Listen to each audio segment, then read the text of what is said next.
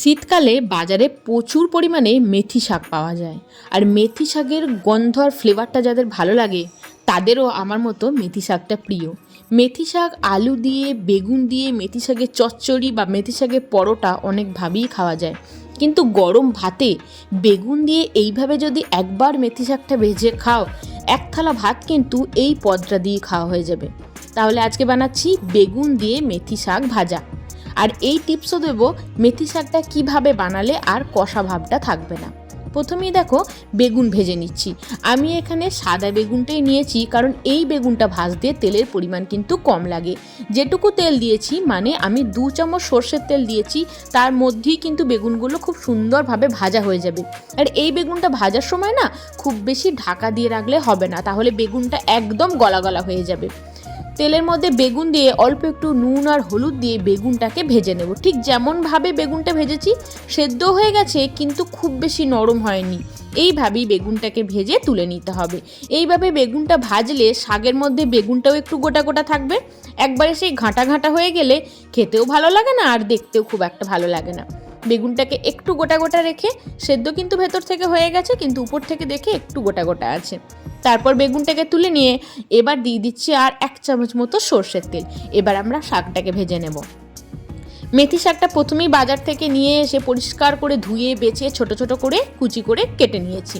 তারপর তেলের উপর দিয়ে দিলাম মেথি শাক। শাকের পরিমাণটা তোমরা একটু বাড়িয়ে নিতে পারো। এবার দেখো এই শাকটার মধ্যে প্রথমেই দিয়ে দিচ্ছি অল্প একটু নুন, যাতে এই শাকটা খুব তাড়াতাড়ি কিন্তু নরম হয়ে যায়। আর চেরা কাঁচা লঙ্কা দিতে ভুলো না, এতে কিন্তু বেশ ঝালঝাল ফ্লেভারটা আসে। তাতে কিন্তু কষা যে ভাবটা সেটা একটু কমে যায়। কিছুক্ষণ কাঁচা লঙ্কাটা দিয়ে আমরা এইভাবে একটু নাড়াচাড়া করে নিচ্ছি। শাকটা কিন্তু নরম হয়ে একদম কমে যাবে।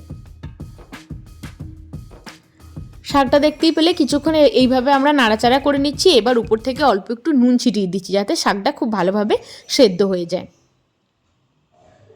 আর এই সময় ভাজার সময় কিন্তু খুব সুন্দর একটা ফ্লেভার বেরোয়। যারা মেথি শাকের এই গন্ধটা বা ফ্লেভারটা পছন্দ করো, তাদের কাছে এই শাকের রেসিপিটা তো দারুণ প্রিয় হবে। শাকটা ভালোভাবে সেদ্ধ করে নেওয়ার জন্য মিনিট 5 মতো ঢাকা দিয়ে রেখেছিলাম। এদিকে শাকটা কিন্তু একদমই সেদ্ধ হয়ে গেছে খুব সুন্দরভাবে। এবার আমরা বেগুনগুলোকে মিশিয়ে নেব। চেরা কাঁচা লঙ্কাটা দিয়ে দিলে কিন্তু শাকের যে কষা ভাবটা, এটা কিন্তু আর অনেকটাই কেটে যায়। আর সবশেষে কিন্তু 2-4 দানা চিনি দিয়ে দিতে হবে, তাহলেই কিন্তু শাকের কষা ভাবটা আর একদমই মুখে পড়বে না।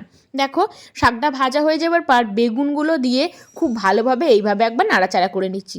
সেম প্রসেসে তোমরা আলু দিয়েও কিন্তু মেথি শাকটা ভাজতে পারো। 4 দানা চিনি ছড়িয়ে দিলাম, দিয়ে খুব ভালোভাবে কিন্তু এবার মিশিয়ে নিচ্ছি। মেথি শাক বেগুন দিয়ে ভাজি একদম রেডি।